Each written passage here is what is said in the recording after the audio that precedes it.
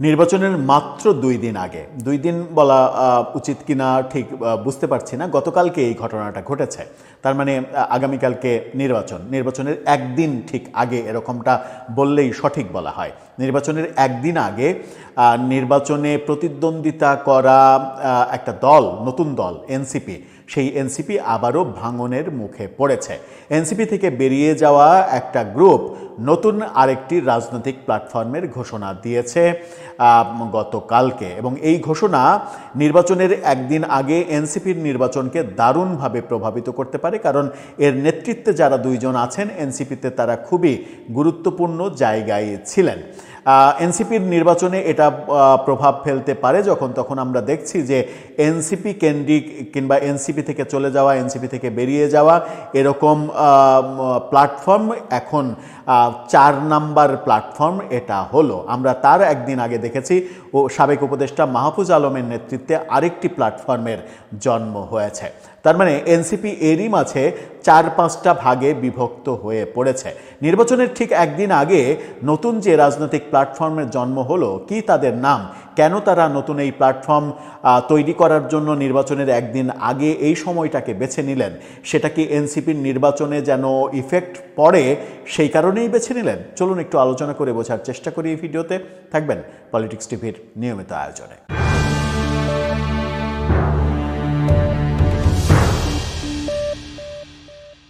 দর্শক, বলছিলাম এনসিপি থেকে বেরিয়ে যাওয়া কয়েকজন এবার নতুন রাজনৈতিক প্ল্যাটফর্ম তৈরি করেছেন, এবং এই খবরটা নিশ্চিত করছে আজকের পত্রিকার শিরোনামটা দেখে নিন।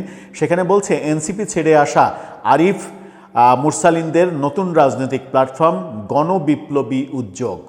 গণবিপ্লবী উদ্যোগ নামে এ নতুন প্ল্যাটফর্ম তৈরি করেছে, রাজনৈতিক প্ল্যাটফর্ম তারা। আরিফ সোহেল এবং খান মোহাম্মদ মুরসালিন, এই দুইজন, তারা কিন্তু খুবই গুরুত্বপূর্ণ জায়গায় ছিলেন এনসিপিতে। গণবিপ্লবী উদ্যোগ নামের একটি নতুন রাজনৈতিক প্ল্যাটফর্ম আত্মপ্রকাশ করেছে। এই প্ল্যাটফর্মের ৫ জন প্রাথমিক প্রতিনিধির নাম ঘোষণা করা হয়েছে। এর মধ্যে জাতীয় নাগরিক পার্টি এনসিপি থেকে পদত্যাগ করা ২ জন কেন্দ্রীয় নেতা আরিফ সোহেল এবং খান মোহাম্মদ মুরসালিন, তারা রয়েছেন। মঙ্গলবার বিকেলে রাজধানীর রিপোর্টার্স ইউনিটিতে সাগররুনি মিলনায়তনে এই ঘোষণা দেয়া হয়।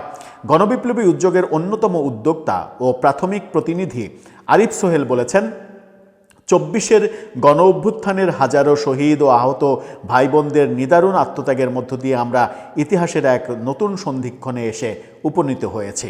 গত ১.৫ বছরে দমন, পীড়ন ও বৈষম্যহীন জনগণের রাষ্ট্র নির্মাণের রক্তস্নাত স্বপ্ন বাস্তবায়নের নানা উদ্যোগ নেওয়া হয়েছে, যার পথ ধরে আসন্ন জাতীয় নির্বাচনের মধ্য দিয়ে দেশে রাজনৈতিক ক্ষমতার পুনর্বিন্যাস হতে চলেছে। অথচ বৃহত্তর জনগণ, শহীদ গাজীদের আকাঙ্ক্ষার প্রায় কোনো কিছুই বাস্তবায়িত হয়নি। শাসন শোষণের রাজনৈতিক, অর্থনৈতিক ও সামাজিক কাঠামো এখনও বহাল রয়েছে, অর্থাৎ কোনো কিছু পরিবর্তন হয়নি, তিনি সেই কথা বলছেন। কিন্তু একই সঙ্গে ২৪-এর গণ অভ্যুত্থান এক লড়াকু প্রজন্মকে দিয়েছে শাসন শোষণের বিরুদ্ধে লড়াই করার নতুন শিক্ষা। এই পরিপ্রেক্ষিতে গণবিপ্লবী উদ্যোগ গঠন করা হয়েছে। প্ল্যাটফর্মের অন্যতম উদ্যোক্তা প্রাথমিক প্রতিনিধি খান মুরসালিন, তিনি বলেছেন, গণবিপ্লবী উদ্যোগ একটি গণমুখী রাজনৈতিক প্রক্রিয়া। তারা একটি প্রকৃত জনগণতান্ত্রিক রাষ্ট্র গঠন করতে চায়।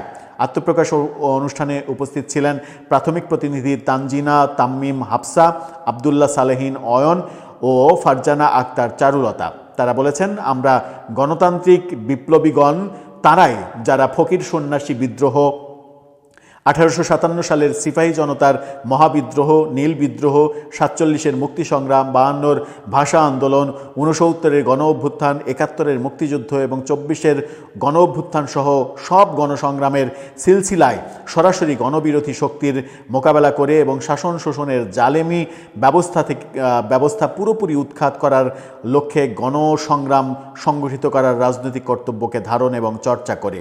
সবার কথাই কেন যেন ৪৭ এরা বাদ দিতে পারে না, মানে ৪৭কে ওন করতেই হবে।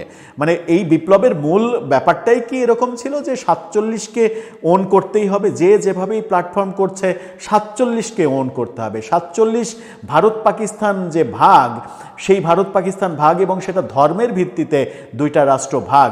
পাকিস্তান ভাগের সঙ্গে আমাদের ওন করার কি আছে আমরা আদতে বুঝি না। অনেক কিছুই বাংলাদেশের প্রেক্ষাপটে আপনি যেটা 52, 69, 66-র গণ আন্দোলন, 69-এর গণ অভ্যুত্থান, 71-এর মুক্তিযুদ্ধ, তার আগে 70-এর নির্বাচন, অনেক তো আছে ইতিহাস।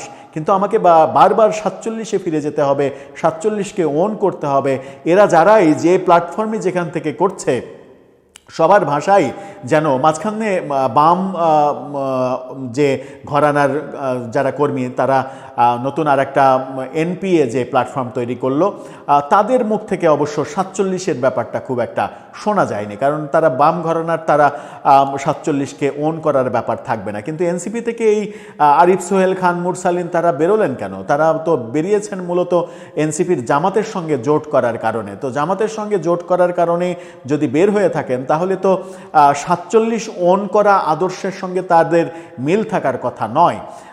ব্যাপারগুলো আসলে মেলে না, ব্যাপারগুলো বোঝা যায় না যে 47-কে ওন না করলে কি 24-এর বিপ্লব মহান হয় না, কিংবা 24-এর বিপ্লবকে মহান বলা যায় না, মহান করা যায় না। প্রশ্নগুলো অধরাই থেকে যাচ্ছে, প্রশ্নগুলোর উত্তর খুঁজে পাচ্ছি না। হয়তো ইতিহাসে কোনোদিন এর উত্তর আমরা খুঁজে পাব। তবে নির্বাচনের ঠিক আগে, একদিন আগে এই ঘটনা, এনসিপি ছেড়ে আসা নেতারা নতুন আর একটা রাজনৈতিক প্ল্যাটফর্ম তৈরি করছেন, এটা এনসিপির জন্য খুব একটা শুভ বার্তা হলো না। নির্বাচনে এর একটা নেগেটিভ বার্তা যাবে, যে নেগেটিভ বার্তাতে মানে একটা ভোট হলেও সেই ভোটের উপরে ইফেক্ট ফেলবে হয়তো। দর্শক, আপনার কি মনে হয়, এতে করে কি এনসিপির লাভ হবে নাকি ক্ষতি হবে? আপনার মতামত জানিয়ে লিখতে পারেন আমাদের কমেন্ট বক্সে।